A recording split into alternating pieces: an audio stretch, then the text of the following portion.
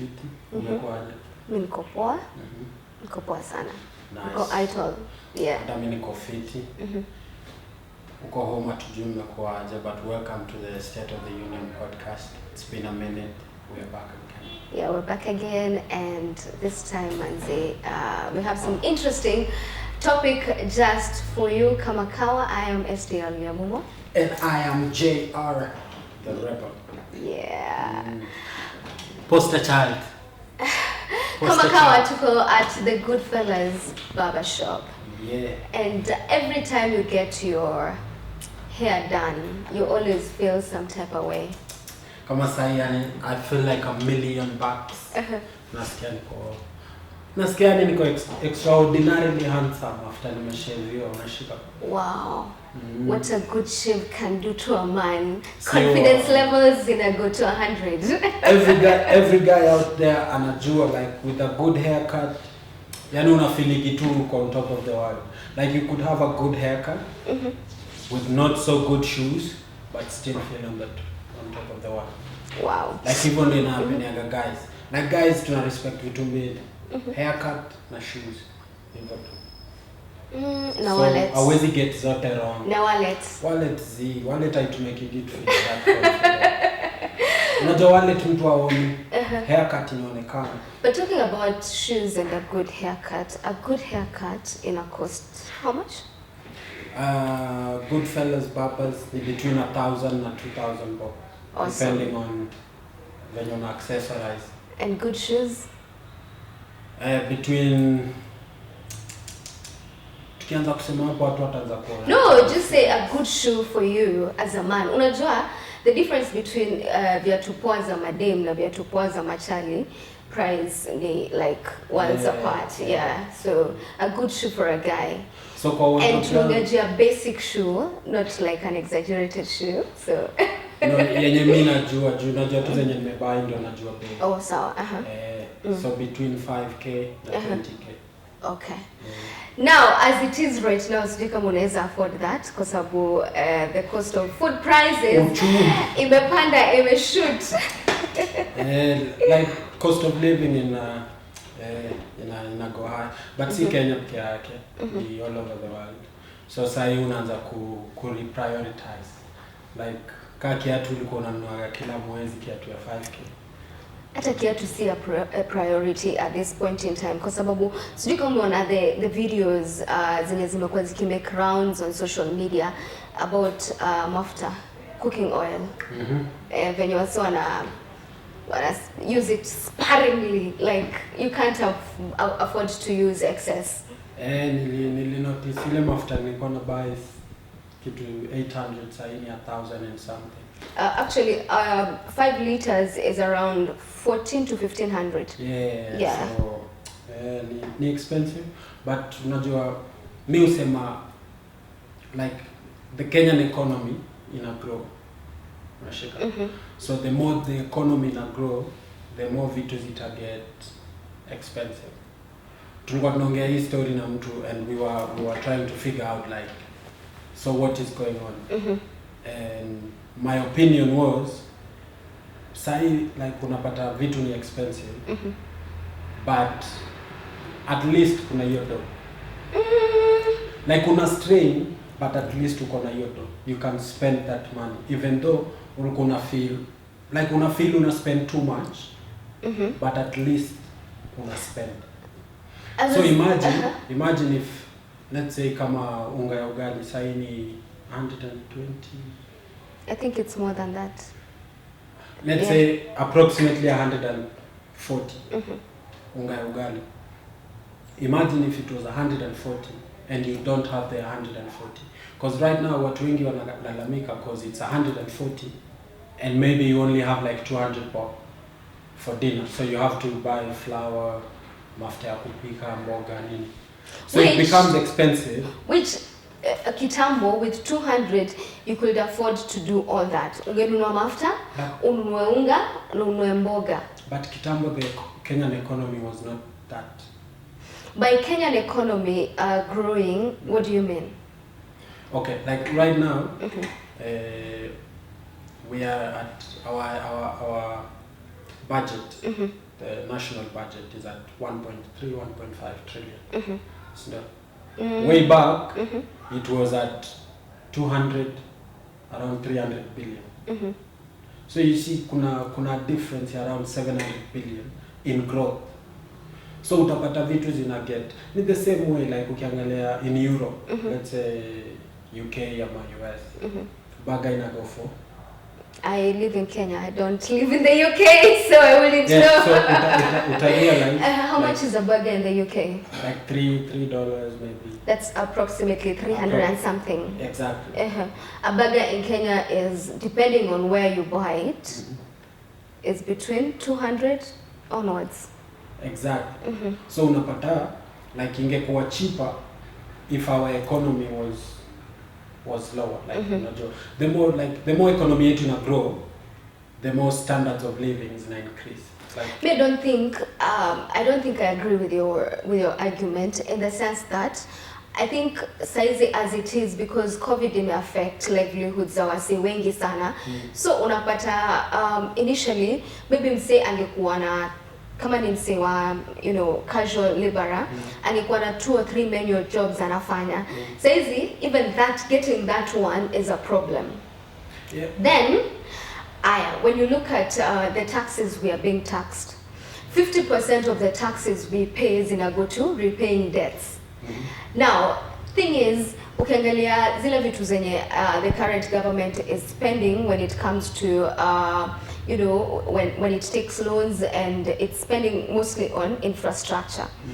Here, the infrastructure, it will take us not less than 30 years to be able to pay off these loans.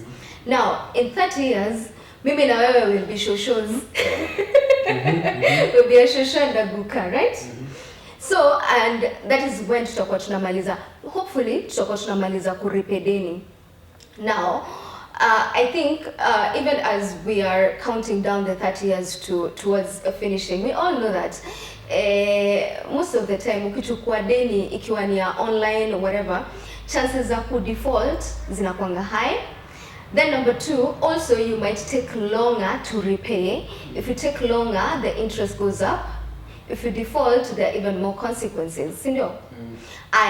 As we are counting down to the 30 years, pia kuna trend where hizi infrastructure zinatengenezwa. So that means bado we are incurring a cost when it comes to maintenance and renovations and everything. So in the end, is it worth it? Is it? I don't know. Personally, I mean, I believe it's worth it. Because for us to progress, it had to cost. Yes. And everyone when ashai try kuongeza value kwa life yake, anajua it's costly. Hata sasa tukasema ni aje the next episode ya SOU tunashoot ya cost. It had to cost, but it bring in value. Exactly. And hiyo ndio value yenyewe the government, like building all this infrastructure, is trying to make Kenya a valuable place for investment. That is correct. Like investors wanaangalia, let's say tuchukue example ya mat. Mat zile ziko na screens zimepimpiwa, hazikaagi kwa stage. Wale watu upanda mat. Hazikaagi kwa stage. But kuna mat iko hapo haijapimpiwa, unaweza katwa na mabati, inalipisha 20 bob. But watu wana go for something that kitu inaka umeinvest that it looks good and it's appealing. So most people go for that. Na prices za hizo basi most of the time ni 150. Hakuna ati peak kama off peak hours. So that is what the government is trying to do, that make Kenya so interesting to the outside world that more investors come in, that we start making more money. So the roads might look silly right now, but economically, zinatuweka at a very good position. I don't know. We'll have to wait and see on that. But I also feel that in as much as the government is trying to make Kenya a more investment-friendly country to foreigners, First of all, it's making business to Kenyans more difficult because taxes zikiwa juu, it becomes difficult for Kenyans in Kenya to do business. Then number two, also, is it putting money in the pockets of its people? And number three, I also think that the gap between the rich and the poor, it's growing bigger and bigger by the day. So inamaanisha by the time maybe in 10-20 years time utapata ule msiako poor, they are extremely poor. Na msiako rich, they might be extremely rich. So that means what's middle class, nile wannabes, but ideally very minimal people there. About the government putting money in the citizens' pocket.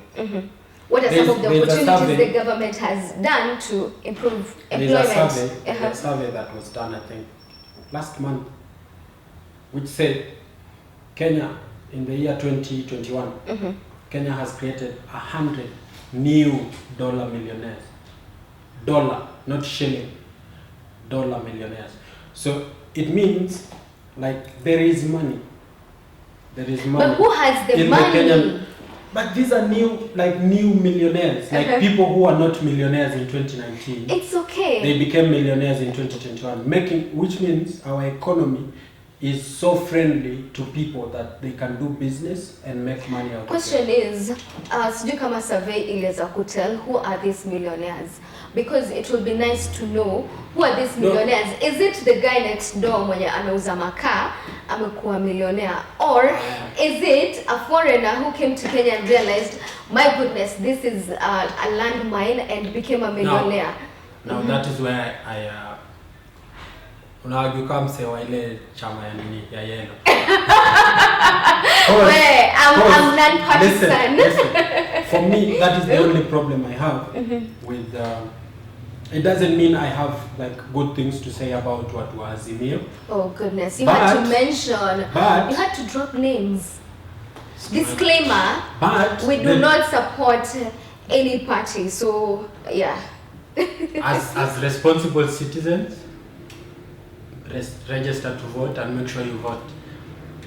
As responsible citizens, ensure, by the way, whoever you choose to vote for, it's not because ametoka your tribe or because vibe around you inasema this is the person. Do your research. Exactly. Yeah. So I was telling you the example umepeana ya mtu wa makaa. How lucrative is the charcoal business? Na huyo next door neighbor wako mwenye unasema mwenye anauza makaa. Kwa hiyo chain, where are they, like he or she? Kwa hiyo chain ya supply of charcoal business. Ako wapi? And where is the money? Because I know like kukata miti na kuchoma makaa, it's a business in Kenya, booming business. But kama wewe unauza mkebe moja hapo nje, you don't expect to be a dollar millionaire tomorrow. That is the problem I have with the politics that we will focus on the bottom up. Because if you look at the investments that the president has done so far as government, they've invested in like shipyards. Kenya tunatengeza ships. Kenya tunatengeza guns. And all those, like kuna watu tayari wana place orders, our neighbors nini. It means Kenya ina create more money, more revenue, which is not from taxing people. So lazima to focus on the state, like the country invest enough that we have enough money. The reason Dubai inatubit they have oil like nobody's business. So they have that money to invest in their people. But sisi hapa hata ukisema ati government invest kwa technology. Do you think countries that are doing well because of the resources wako nazo, or because of the structures wame put in place kuhakikisha kwamba, because I can't remember which country, but it's an island I wish I could remember that island, but it's an island whereby it has a very small population, and it had resources there. Ilikuwa na mineral there, and then so these people, they were living well, they were rich, but over the years that is one of the poorest countries and islands because of mismanagement. Like every leader that came into power alikuwa na look not on making the minerals sustainable to its people, but alikuwa na look to how he can be able to benefit, and over time ilikuwa depleted, and now it's one of the poorest countries. But that being said, you talked about 100 millionaires. Now it is great when we have people becoming millionaires, but the economy is run by what's our middle class na lower class. And wanna make economy wanna sustain economy yetu. So question is, we had 100 millionaires, but how many people lost their livelihoods due to COVID? No. It's in the thousands. But it's in the thousands. Yes. Now look at it this way. You may look at it like millionaire atakuwa of benefit to how many people down the chain, but this one person or this 1,000 people who lose their jobs and their livelihoods affect me more than the 100 millionaires can be able to sustain. You see, in the same example, like the same argument tulikuwa tunahave na mtu about billionaires, like there's an activist who was telling me that billionaires need to be taxed more because they are billionaires. It doesn't work like that. No, it doesn't. Because number one, we have a billionaire. Let's pick an example of Elon Musk. He's a billionaire, yes, but this guy has employed over 40,000 people in his various investments. Let's say on average, these 40,000 people have, let's say, 2 family members that depend on them. Multiply that by 40,000. That's 80,000? Now we are talking about 120,000 people that depend on Elon Musk. So you can't say that this person... Well, you're saying we've got 120, nimeachekiwa 80. See, I'm employed 40. And then these 40 have 2 people that depend on them. See, that's 40 times 2. Yeah, but plus the 40. Exactly. Okay. So 120,000 people depend on this one person for their livelihood. And then we need to tax this person more. What if they decide, okay, since the taxes are too much, I will close down my business? Well, ideally, it doesn't work like that. We won't get more money by taxing the rich more. Exactly. And so people know, the richer you are, the less taxes you pay. The poorer you are, the more taxes you pay. But the thing is, the richer you are, like, it's because you've been, like, you're busting yourself to make this money. Because money doesn't come easy, not unless you're a COVID billionaire. Money doesn't come easy. So when you're working out, the reason I'm bringing this up, the problem I have with the bottom-up economy, we are telling young people that you need to focus on being a motorbike owner or something like that.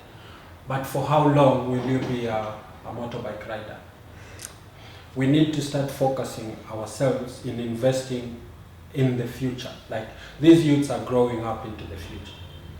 So we need to start investing in the future, not in the now.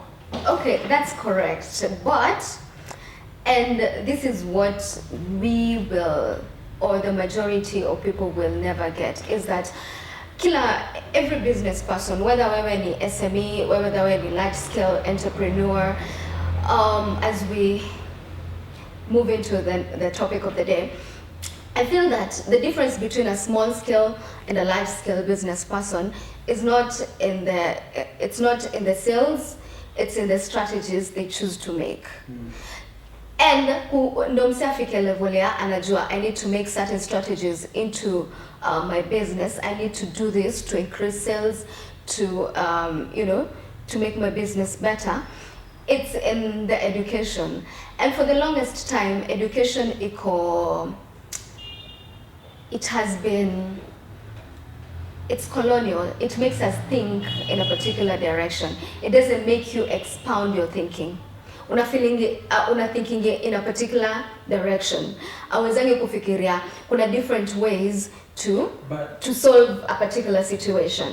So long as we are uneducated and we choose to not seek education and knowledge, bado mse wa boda boda atakuwa na feel si na sort nalipakeja, niko na wife na mtoi na wako sorted and I'm able to feed myself, then I mean, so long as I'm guaranteed I won't sleep, I have a place to sleep, I have food, I can take care of my family, what more do I need? It's because hafikiri of what strategies can I put to scale up my business, to make this 2, 3 a franchise. Hafikiri hivyo. But I also think like sijui kama ni sisi the students of education ama ni the teachers that give us education wenye watuambii. But if you get a problem in education in school, you try to figure out, like ukipewa homework, hiyo ni mwalimu kukwambia go try and figure out how to solve this problem. Like haja kuambia this is how you solve this problem. But that's how we were taught. No, but you see, that is the thing. Okay. Let's say umeona watu wakifanya hesabu. Like 12 times 1.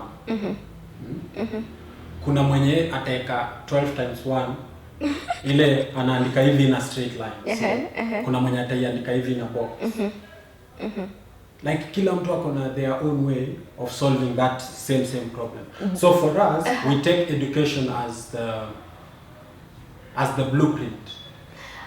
Which in a way that hiyo ndio ina determine which route I should exactly go. But the education is supposed to be to give you more information that when you get in a situation you can figure out. But how many of us were taught that unaweza fanya hesabu in a linear way or in a horizontal way? We were only given one way. We were told you can do it this way. To a group of schools. So, group of schools. And talking about lakini the economy, tukiongelea the Kenyan economy, let's hope things get better. Let's hope the war in Russia itatulia, even though Russians wanasema until August, but let's hope things get better. I hope Putin can be more humane. Yeah, because kila kitu iko na a ripple effect down the line, because Ukraine is the largest producer of fertilizers. Countries like China depend on Ukraine and other countries, so even us. So you can imagine food production. So starvation is just looming around the corner. Yeah. But nikuulize swali. Yes. Imagine if someone told you, don't close your door, usifunge mlango yako, because the neighbors might think you're an arrogant person. But in the process of you not closing your door, there is an armed robbery happening outside the gate. Like kuna robbery inafanyika outside the gate. But then watu wanakuambia please don't close your door because you will